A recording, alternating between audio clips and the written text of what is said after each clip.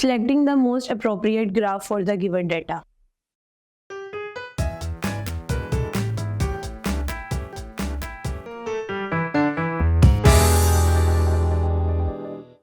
Assalamu alaikum. I welcome you all on the platform of digital academic provided by Moonlight International Publishers. Hello my dear students, I'm your maths teacher. My name is Aisha. Our today's topic is about selecting a graph. Students graph जब भी आप draw करेंगे वो कभी भी आपको mention नहीं करेंगे क्वेश्चंस में कि आपने बार ग्राफ ड्रॉ करना है, हिस्टोग्राम ड्रॉ करना है, पाई चार्ट ड्रॉ करना है या लाइन ग्राफ ड्रॉ करना है। बेसिकली ये चीज़ें आप लोगों ने खुद से सोचनी है। अब हम बात करेंगे, जो लास्ट वीडियो में हमने ग्राफ्स पढ़े हैं, अब हम ये देखेंगे कि कौन सा ग्राफ किस क्वेश्चन के लिए, किस डाटा के लिए जो होता है वो अप्रोप्रिएट होता है। सबसे पहले अगर मैं बात करूँ बार ग्राफ की, तो बार ग्राफ की कुछ ग्राफिकल रिप्रेजेंटेशन इस तरह की होती है। अब बार ग्राफ में आप रिप्रेजेंट किस तरह करते हैं, किन चीज़ों को रिप्रेजेंट करते हैं? आप बार ग्राफ में क्वालिटेटिव डाटा को रिप्रेजेंट करते हैं। फ्रीक्वेंसीज दी गई होती हैं, आपने क्या करना है, उस अमाउंट की फ्रीक्वेंसीज को बार ग्राफ में शो करना है। यहाँ पर उन्होंने बताया कि bar graph is used for the qualitative data. For example, favourite colours of student, colour of eyes, favourite fruit of the students. अगर हम यहाँ पर देखें फेवरेट कलर ऑफ स्टूडेंट, यहाँ पर अगर आपके पास आपकी क्लास में 40 स्टूडेंट्स हैं या 20 स्टूडेंट्स हैं, तो डेफिनेटली आपके पास जो डाटा आप निकालेंगे 10 स्टूडेंट्स का वो कुछ और निकलेगा, 10 स्टूडेंट्स का कुछ और। फॉर एग्जांपल 10 स्टूडेंट्स को ब्लैक कलर पसंद है, 10 स्टूडेंट्स को व्हाइट कलर पसंद है, 10 स्टूडेंट्स को पिंक कलर पसंद है और 10 स्टूडेंट्स को रेड कलर पसंद है।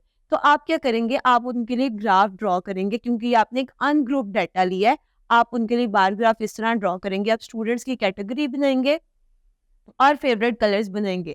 फेवरेट कलर्स आप एक्स एक्सिस पे बनाएंगे और स्टूडेंट की कैटेगरीज आप वाई एक्सिस पे बनाएंगे। अब जितने स्टूडेंट्स को रेड कलर पसंद होगा आप उतने स्टूडेंट्स के साथ मार्क कर देंगे, जितनों को ब्लैक कलर पसंद होगा आप उतने स्टूडेंट्स के लिए ब्लैक के लिए बार ड्रॉ कर लेंगे और इस तरह आपके पास एक बार ग्राफ रिप्रेजेंट हो जाएगा। देन हम आते हैं लाइन ग्राफ की तरफ। लाइन ग्राफ बेसिकली आपके पास पीरियड ऑफ टाइम को यूजुअली शो करता है।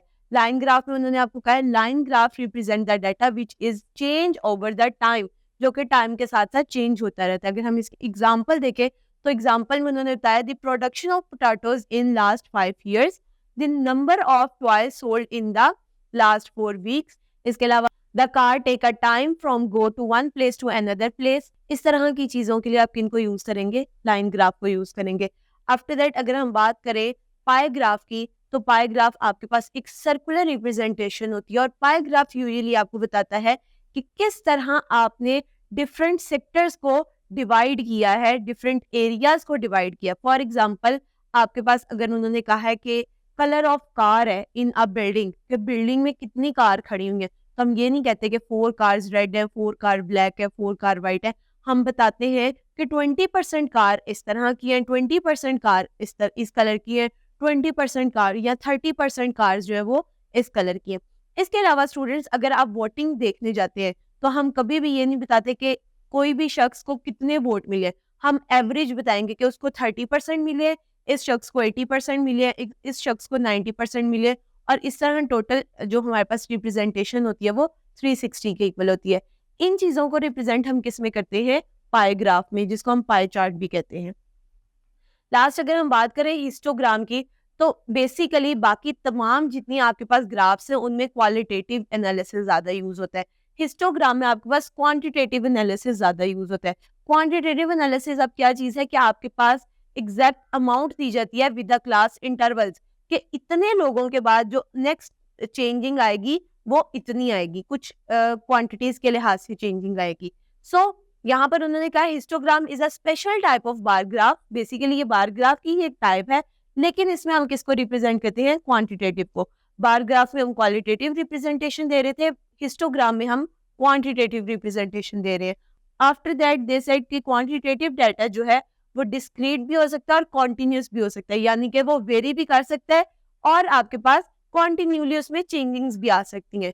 सो यहाँ पर उन्होंने एग्जाम्पल दिया है height of the students in the class. अगर मैं एक क्लास में स्टूडेंट्स की हाइट मेजर करने लगूं, मेरे पास स्टूडेंट्स की हाइट जो है वो कॉन्टिन्यूली चेंज आएगी, 5'1", 5'2", 5'3", 5'4। ये भी हो सकता है कि आपके पास 5'1" के ही 3-4 बच्चे आ जाए, 5'7" से ही रिलेटेड 3-4 फ्रीक्वेंसी, यानी कि 3-4 स्टूडेंट्स आ जाए तो उनकी फ्रीक्वेंसी 4 हो जाएगी। सो इस तरह की चीज़ों को हम किस पे रिप्रेजेंट करेंगे, हिस्टोग्राम पे। नाउ स्टूडेंट्स, अगर आप एक्सरसाइज 15.2 की बात करें तो उसमें आपको उन्होंने कहा है डिफरेंट ग्राफ्स ड्रॉ करने हैं और उन्होंने आपको बताया है कि आपने किस क्वेश्चन में कौन सा ग्राफ ड्रॉ करना है। लाइक अगर हम क्वेश्चन नंबर 1 की बात करें, they said draw a bar graph, तो इसका मतलब है कि आपके पास डिफरेंट काइंड्स ऑफ क्वांटिटीज दी गई हैं, डिफरेंट कैटेगरीज में दी गई हैं। आपने क्या करना है, आपने उनका एक बार ग्राफ ड्रॉ करना है। लाइक फूड है, क्लॉथिंग है, हाउस रेंट है, इलेक्ट्रिसिटी है और एक्सपेंडिचर्स उन्होंने उनके दिए हैं।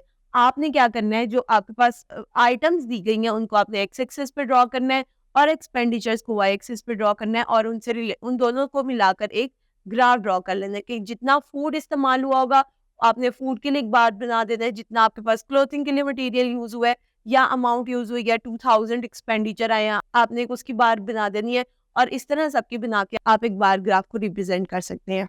सो स्टूडेंट्स, ये थी हमारी आज की वीडियो। मैं उम्मीद करती हूँ आपको आज का लेसन समझ में आया होगा। Stay tuned till next video. Allah हाफिज।